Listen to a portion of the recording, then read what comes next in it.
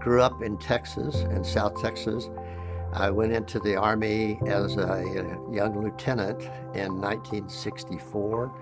I spent 5 years in Southeast Asia at a laboratory there in Kuala Lumpur, Malaysia. I got out of the Army and came to LSU as a department head, and then went on to become Dean of the School of Veterinary Medicine at LSU. Retired in 2006, and my wife and I had always wanted to go back to Southeast Asia to see the countries that were impossible to go to during our tours there in Malaysia, because there was the war going on. So we went back on this tour that would include Thailand and Singapore. The last stop was Singapore.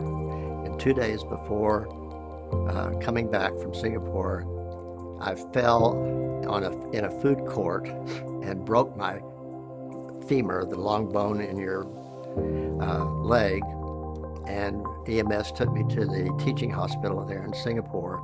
I'm back in Baton Rouge and go to the doctor after 2 days, and the orthopedic surgeon looks at the x-rays and he said, you've got 6 months of rehab. That's when my friends here at the Y started picking me up and bringing me here so I could rehab several hours a week. I was able to do at least 1 to 2 hours at the Y 5 to 6 days a week.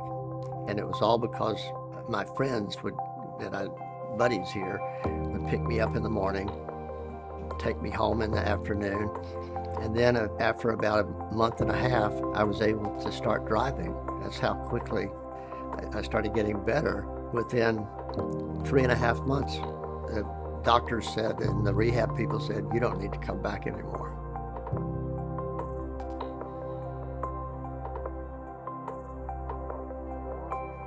The power of the Y to me goes back to actually when I was a young person in Corpus Christi and could ride my bicycle to the Y, and it had a place that I could go.